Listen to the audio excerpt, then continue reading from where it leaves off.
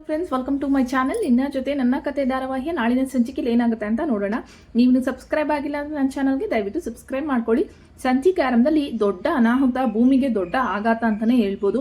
ಆ ಕಡೆ ಅಶ್ವಿನಿ ಭೂಮಿನ ಕಿಡ್ನಾಪ್ ಮಾಡಕ್ ಬಂದ್ರೆ ಅಜಿತ್ ಪ್ರಾಣಕ್ಕೆ ದೊಡ್ಡ ಅಪಾಯನೇ ಬಂದು ಒದಗಿದೆ. ಸೊ ಆ ಒಂದು ಸಂಚಿಕೆ ಏನಾಗುತ್ತೆ ಅಂತ ನೋಡೋಣ. ಭೂಮಿ ದೇವಸ್ಥಾನಕ್ಕೆ ಹೋದಾಗ ಭೂಮಿ ಕೊಳ್ಳಲಿರೋ ತಾಳಿ ಕಳಚಿ ಬಿದ್ದಿದೆ. ಸೊ ಅಲ್ಲಿದ್ದಂಥ ಒಬ್ಬ ಗುರುಗಳು ನಿನ್ನ ಗಂಡನ ಪ್ರಾಣಕ್ಕೆ ತೊಂದರೆ ಇದೆ ಅಂತ ಹೇಳ್ತಾ ಇದ್ದಾರೆ. ನೋಡೋಣ ಬನ್ನಿ ಸಂಚಿಕೆ ಏನಾಗುತ್ತೆ ಅಂತ.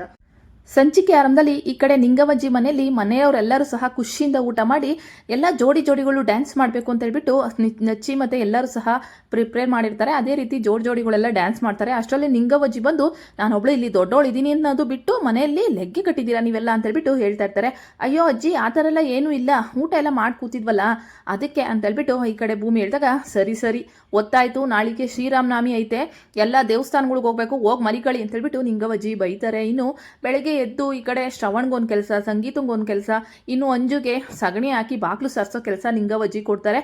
ಇನ್ನು ಅಂಜು ಇದ್ದಳು ನಾನು ಯಾಕೆ ಕೆಲಸ ಮಾಡಲಿ, ನಂಗೆ ಇದೆಲ್ಲ ಬರಲ್ಲ ಅಂತ ಹೇಳ್ಬಿಟ್ಟು ಹೇಳಿದಾಗ ಇನ್ನು ನಮ್ಮ ಭೂಮಿ ಬಂದು ಅಯ್ಯೋ ಅಜ್ಜಿ, ಅಂಜು ಪಾರಿನಲ್ಲಿ ಓದಿರೋದಲ್ವ, ಫಾರಿನಲ್ಲಿ, ಹಂಗಾಗಿ ಅವಳಿಗೆಲ್ಲ ಬರಲ್ಲ, ನಾನು ಮಾಡ್ತೀನಿ ಅಂತ ಹೇಳ್ಬಿಟ್ಟು ಹೇಳಿದಾಗ ಶ್ರವಣ ಬಾರೋ ಇಲ್ಲಿ, ಇವಳು ನಿಜವಾಗ್ಲೂ ನಿನ್ನ ಮಗಳೇ ಮನಸ್ವಿನಿನ ಅಂತ ಹೇಳ್ಬಿಟ್ಟು ನಿಂಗವಜ್ಜಿ ಕೇಳ್ತಾರೆ. ಯಾಕತ್ತೆ ಈ ಥರ ಡೌಟ್ ಬಂತು ನಿಮಗೆ, ಅವಳು ನನ್ನ ಮಗಳು ಮನಸ್ವಿನಿನೇ ಅಂತ ಹೇಳ್ಬಿಟ್ಟು ನಮ್ಮ ಶ್ರವಣ ಅವರು ಹೇಳ್ತಾರೆ.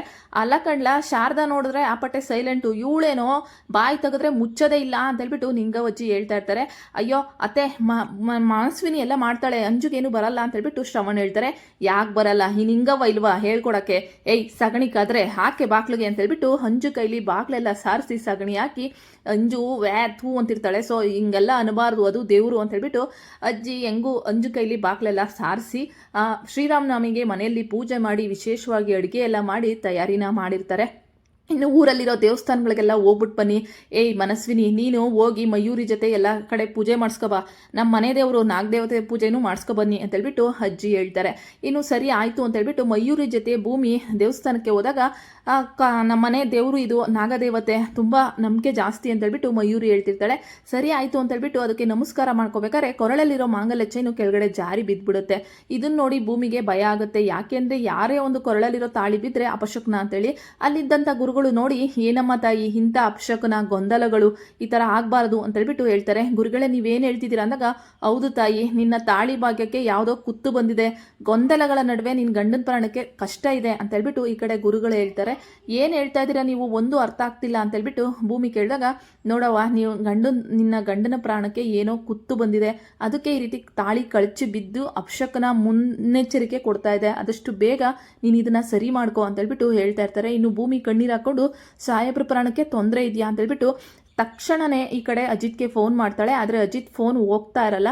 ಅದಕ್ಕೆ ಇನ್ನೊಂದಷ್ಟು ಭಯ ಆಗಿ ಸತ್ಯಣ್ಣಗೆ ಫೋನ್ ಮಾಡಿ, ಸತ್ಯಣ್ಣ ಸಾಹೇಬ್ರು ಯಾಕೆ ಫೋನ್ ಎತ್ತುತ್ತಿಲ್ಲ, ಎಲ್ಲಿದ್ದಾರೆ, ಹೇಗಿದ್ದಾರೆ ಅಂತ ಹೇಳ್ಬಿಟ್ಟು ಭೂಮಿ ಕೇಳಿದಾಗ ಸತ್ಯಣ್ಣ ಇದ್ದವರು, ನೋಡಮ್ಮ, ಅಜಿತ ಒಂದು ದೊಡ್ಡ ಕೇಸಲ್ಲಿ ಸಿಗಾಕೊಂಡ್ಬಿಟ್ಟಿದ್ದಾನೆ, ದೊಡ್ಡ ಸ್ಮಗ್ಲರ್ಗಳನ್ನ ಹಿಡಿದು ಲಾಕ್ ಮಾಡಿದ್ದಾನೆ. ಆದರೆ ಅವ್ರ ಕಡೆಯವರು ಈ ಅಜಿತ್ ಹಿಡಿದ್ಬಿಟ್ನಲ್ಲ ಅಂತ ಹೇಳ್ಬಿಟ್ಟು ಅಜಿತ್ ಪ್ರಾಣಕ್ಕೆ ಏನಾನ ತೊಂದರೆ ಕೊಡಬೇಕು ಅಂತ ಹೇಳ್ಬಿಟ್ಟು ಅವನ್ನ ಹುಡುಕ್ತಾ ಇದ್ದಾರೆ ಅಂತ. ಇವಾಗ ಅಜಿತ್ ಪ್ರಾಣ ತುಂಬಾ ದೊಡ್ಡ ಅಪಾಯದಲ್ಲಿದೆ ಅಂತ ಹೇಳ್ಬಿಟ್ಟು ಬೇರೆ ಸತ್ಯಣ್ಣ ಹೇಳ್ತಾರೆ. ಏನು ಸಾಹೇಬ್ರ ಪ್ರಾಣಕ್ಕೆ ದೊಡ್ಡ ಅಪಾಯ ಇದೆಯಾ, ಆಪತ್ತಿದೆಯಾ ಅಂತ ಹೇಳ್ಬಿಟ್ಟು ಭೂಮಿ ಇನ್ನೂ ಸಹ ಕಣ್ಣೀರು ಜಾಸ್ತಿ ಆಗ್ತಾ ಇರ್ತಾಳೆ. ಮತ್ತೆ ನಾನು ಆದಷ್ಟು ಬೇಗ ಬಂದ್ಬಿಡ್ತೀನಿ ಸತ್ಯಣ್ಣ ಅಂದಾಗ, ಅಯ್ಯೋ ತಾಯಿ, ಇದೇನು ತಂಗಿ ಹಿಂಗೆಲ್ಲ ಹೇಳ್ತಾ ಇದೆಯಾ, ನಿಮ್ಮದು ಕಾಂಟ್ರಾಕ್ಟ್ ಮದುವೆ ಇನ್ನೇನು ಹೋಗ್ತಾ ಇದೆ, ನೀನು ನೋಡಿದ್ರೆ ನಿಜವಾದ ಗಂಡನ್ಗೆ ಆಗೋ ಥರ ಫೀಲ್ ಮಾಡ್ತಿದ್ಯಲ್ಲ, ಇದೇನು ಕತೆ ಅಂದಾಗ, ಸತ್ಯಣ್ಣ ನೀವೇನು ಮಾತಾಡ್ತಿದ್ದೀರಾ, ಸಾಹೇಬ್ರು ನನಗೆ ತಾಳಿ ಕೊಟ್ಟಿರೋ ಗಂಡ, ಅವ್ರಿಗೆ 1 ವರ್ಷ ಕಾಂಟ್ರಾಕ್ಟ್ ಮದುವೆ ಆದರೆ ಏನು ಜೀವನ ಪರ್ಯಂತವಾಗೂ ಅವರೇ ನನ್ನ ಗಂಡ ಆಗಿರ್ತಾರೆ, ಇದನ್ನ ಎಷ್ಟು ಸತಿ ಹೇಳ್ಬೇಕು ನಿಮಗೆ ಅಂದಾಗ, ಭೂಮಿ ಏನು ಹೇಳ್ತಾ ಇದೆಯಾ ನೀನು ಅಂದಾಗ, ಹೌದು ಸತ್ಯಣ್ಣ, ಇವತ್ತು ಹೇಳ್ತಾ ಇದ್ದೀನಿ ನೋಡಿ, ನಾನು ಸಾಹೇಬ್ರನ್ನ ಮನ್ಸಾರೆ ಪ್ರೀತಿ ಮಾಡ್ತಿದ್ದೀನಿ, ಅವ್ರ ಪ್ರಾಣಕ್ಕೆ ಯಾವುದೇ ತೊಂದರೆ ಬಂದರೆ ನನ್ನ ಕೈಲಿ ತಡ್ಕೊಳಕ್ಕಾಗಲ್ಲ, ನಾನು ಆದಷ್ಟು ಬೇಗ ಊರಿಗೆ ಬರ್ತೀನಿ ಅಂದ್ಬಿಟ್ಟು ದೇವಸ್ಥಾನದಿಂದನೇ ಮನೆ ಹತ್ರ ಓಡೋಗ್ಬಿಡ್ತಾಳೆ ಭೂಮಿ. ಇನ್ನು ಮನೆಗೆ ಹೋದ್ಮೇಲೆ ಸಂಗೀತಾಗೆ ಈ ಕಡೆ ನಿಂಗವಜ್ಜಿ ಕೈ ತುತ್ತನ್ನ ಕೊಡ್ತಾ ಇರ್ತಾರೆ. ಇದನ್ನ ನೋಡಿ ಭೂಮಿಗೆ ತುಂಬ ಖುಷಿ ಆದ್ರೂ, ಹೆಂಗೋ ಅತ್ತೆ ಸೊಸೆ ಒಂದಾದ್ರಲ್ಲ, ಅಜ್ಜಿ ಮನಸ್ಸು ಚೇಂಜ್ ಆಯ್ತಲ್ಲ, ಹುಷಾರಾದ್ರಲ್ಲ, ಇನ್ನೇನು ಊರು ಒಳ್ಳೇದಲ್ವಾ ಅಂತ ಹೇಳ್ಬಿಟ್ಟು ಶ್ರವಣ್ ರಾಮು ಎಲ್ಲ ಯೋಚನೆ ಮಾಡ್ತಿರ್ತಾರೆ. ಅಮ್ಮ, ನಾನು ಬಿಸ್ನೆಸ್ ಎಲ್ಲ ಬಿಟ್ಟು ಬಂದಿದ್ದೀನಿ, ಇನ್ನು ಅಜಿತ್ ಬೇರೆ ಟ್ರಾನ್ಸ್ಫರ್ ಆಗಿದ್ದಾನೆ, ಯಾವುದೋ ಕೇಸಲ್ಲಿ ಬೇರೆ ಸಿಕ್ಕಾಕೊಂಡಿದ್ದಾನಂತೆ, ನಾವು ಹೋಗ್ಬೇಕು ಅಂತ ಹೇಳ್ಬಿಟ್ಟು ರಾಮ ಹೇಳ್ತಾ ಇರ್ತಾರೆ.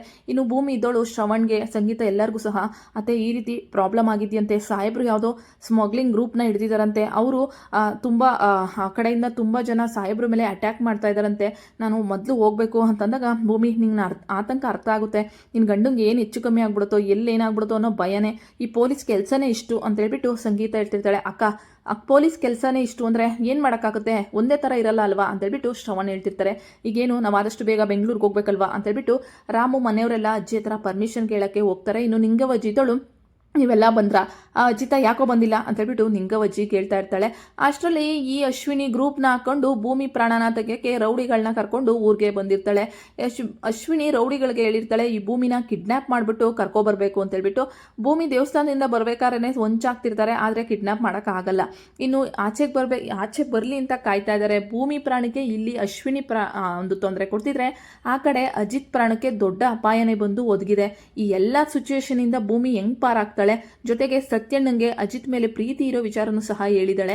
ಭೂಮಿ ಸಾಹೇಬ್ರನ್ನ ಯಾವತ್ತೂ ಬಿಟ್ಕೊಡಲ್ಲ, ಇನ್ನು ಅಜಿತ್ ಪ್ರಾಣಕ್ಕೆ ಏನಾನು ಆದರೆ ನಾನು ಮಾತ್ರ ಬದುಕಲ್ಲ ಅಂತೇಳ್ಬಿಟ್ಟು ಮಯೂರಿ ಹತ್ರ ಹೇಳ್ತಾ ಇರ್ತಾಳೆ. ಅಲ್ಲ ಇವರಿಬ್ಬರದು ಕಾಂಟ್ರಾಕ್ಟ್ ಮದುವೆ ಆದ ಭೂಮಿ ನೀನು ನಿಜವಾಗ್ಲೂ ಅಜಿತ್ನ ತುಂಬ ಇಷ್ಟಪಡ್ತಿದ್ಯಾ ಅಂದ್ಬಿಟ್ಟು ಮಯೂರಿ ಕೇಳಿದಾಗ ನನ್ನ ಪ್ರಾಣ ಅವ್ರು ಒಂದು ನಿಮಿಷ ನನಗೆ ಕಾಣಲಿಲ್ಲ ಅಂದರೆ ನನ್ನ ಜೀವನೇ ಓದಂಗಾಗುತ್ತೆ ಮಯ್ಯರೇ. ಅವ್ರನ್ನ ನೋಡದೆ ಇಷ್ಟು ದಿನ ಇರೋದೇ ಹೆಚ್ಚು. ನನಗೆ ಆ ಸಾಹೇಬ್ರನ್ನ ಯಾವಾಗ ನೋಡ್ತೀನೋ ಯಾವಾಗ ಮಾತಾಡ್ತೀನೋ ಅಂತ ಅನಿಸ್ತಾ ಇದೆ. ಈ ರೀತಿ ಆಗಿದೆ ಅಂದಮೇಲೆ ನಾನು ಆದಷ್ಟು ಬೇಗ ಸಾಹೇಬ್ರು ನೋಡಬೇಕು ಅಂತ ಭೂಮಿ ಕಾತರಿತಿರ್ತಾಳೆ. ಇದೆಲ್ಲ ನೋಡಿ ಮಯೂರಿ ಸತ್ಯಣ್ಣ ಭೂಮಿ ಮನ್ಸಾರೆ ಅಜಿತ್ನ ಪ್ರೀತಿ ಮಾಡ್ತಿದ್ದಾಳೆ ಅಂತ ಹೇಳ್ಬಿಟ್ಟು ಸತ್ಯಣ್ಣಗೆ ಫೋನ್ ಮಾಡಿ ಹೇಳ್ತಾಳೆ. ಈಗ ಏನಾಗುತ್ತೆ, ಅಜಿತ್ ಪ್ರಾಣನ ಉಳಿಸ್ಕೋತಾಳ ಭೂಮಿ, ಇಲ್ಲಿ ಈ ಭೂಮಿ ಅಶ್ವಿನಿಯಿಂದ ಕಾಪಾಡ್ತಾರ ಅಜಿತ್ತು, ಎಲ್ಲವೂ ಸಹ ನೋಡಬೇಕಾಗಿದೆ. ನೋಡೋಣ ಮುಂದಿನ ಸಂಚಿಕೆಗಳಲ್ಲಿ ಏನೇನೆಲ್ಲ ಆಗುತ್ತೆ ಅಂತ. ನಿಮಗೆ ವಿಡಿಯೋಗಳು ಇಷ್ಟ ಆಗ್ತಾ ಇದ್ದಾವೆ ಅಂದರೆ ದಯವಿಟ್ಟು ನನ್ನ ಚಾನಲ್ಗೆ ತಪ್ಪದೆ ಒಂದು ಲೈಕ್ ಮಾಡಿ, ನಿಮ್ಮ ಅನಿಸಿಕೆಗಳನ್ನ ಕಮೆಂಟ್ ಮಾಡಿ, ಸಬ್ಸ್ಕ್ರೈಬ್ ಮಾಡಿಲ್ಲ ಅಂದರೆ ಸಬ್ಸ್ಕ್ರೈಬ್ ಮಾಡ್ಕೊಳ್ಳಿ. Thank you so much.